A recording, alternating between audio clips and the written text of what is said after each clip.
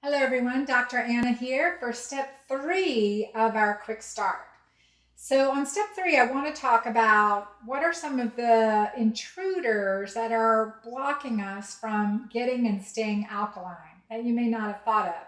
And it's really critical because yesterday I talked about getting alkaline and we focus on nutrition and some of the alkalinizing vegetables and meals and foods and avoiding some of the acidic one. Now, as we get into a ketogenic diet, some of those acidic foods like meats and some fats can be very acidic to our bodies. And that's why the concept is let's get alkaline first. But there are other things besides what we're eating that really affect us from getting alkaline, checking that urine test strip.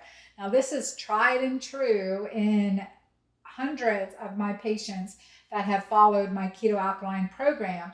And dehydration, when you're dehydrated, you haven't drunk enough water for yourself, that will definitely cause acidity, right? So make sure you're getting at least 7 glasses of water a day, or depending on your body weight, if you wait for half your body weight in ounces of fluid a day. So for example, if you're 150 pounds, then 75 ounces of water a day should be your target. But typically 7 to 8 glasses of water a day is a great ballpark to get into. And we have you drinking Mighty Maca grains too.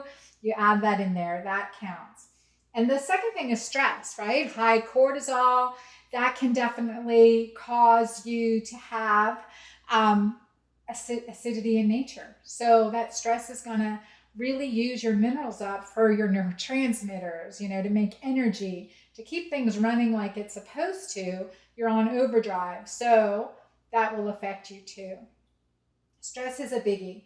And then inflammation. Inflammation is one of the other things that can create so much acidity in your system, and that may be why your urine's not turning, your pHs and urine pHs in 7 or greater, is that there's inflammation that your body's dealing with. But stick with it. The more we get the alkalinizing nutrition plan, the alkalinizing lifestyle factors in, that'll make a difference, right? Already we talked about hydrating, maybe some meditation to decrease stress, and the nutrients that we're using to decrease inflammation, as well as removing inflammatory things from your environment.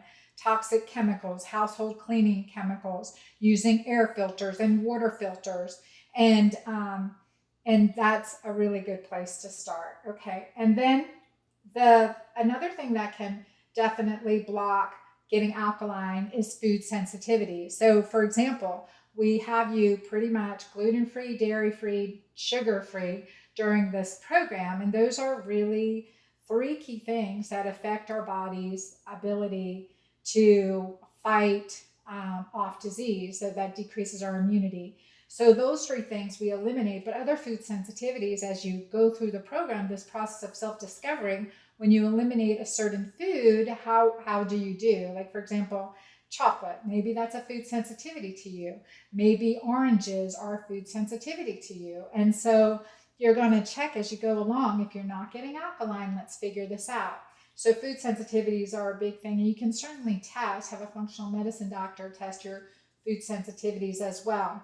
The 5th thing is poor sleep. So if you're not sleeping well, you're going to have a really difficult time being and staying alkaline. I really want you to wake up when you check your morning urine that your urine is alkaline. So that tells me that you've got a really good restorative milieu going on at night. And as you get to this stage, you will be finding that you'll sleep better, waking up more rested. And that's important. So that could be a contributing factor. Now we go into how you can really focus on getting better night's sleep deeper in the program. But let's keep taking these steps. Another thing that can cause you to not be alkaline is certain medications. Believe it or not, certain medications can really affect your urinary pH, could be making you acidic. So maybe they're treating a symptom, but they're not getting to the root of the problem, and that's what we need to do. So you're going to need to do some self-discovery, and if you're on a prescription medication versus an over-the-counter, you are going to want to work with your doctor to see what you can do to switch that out. And then blue lights and EMFs. That's another thing that can definitely affect you. So you want to listen to my great podcast with Dr. Jack Cruz that's What Does Light Have to Do with It? But we go into deep depth about that. And so blue light blockers, when you're looking at your computer screens, you want that, as well as maybe wearing protective eyewear to help with reducing the blue light. Download a free app onto your computer screen called Flux. Just get flux.com, f.lux.com, I believe is the website. And then other thing that can affect you, keep you from getting alkaline, is toxic emotions. That toxic stress within a relationship, or having that negativity. So stay with your checklist, keep focusing on positivity, and let's work on that. A couple other things are yeast overgrowth, skincare products, cleaning products, and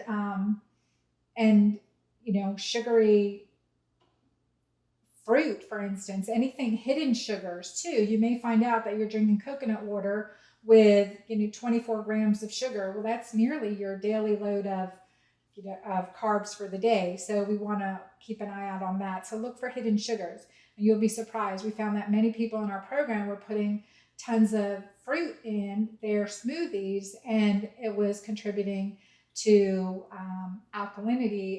acidity, as well, because of the sugary content, and that was affecting their insulin ratios as well. So a little bit of Nancy Drew detective work going on to figure out what is blocking you and keeping you from getting alkaline, and then really focus on incorporating the lifestyle. It's going to make a difference, and every little step that you move is in the right direction. And don't be hard on yourself if you you've been alkaline, and all of a sudden you're acidic, or you're having trouble getting alkaline.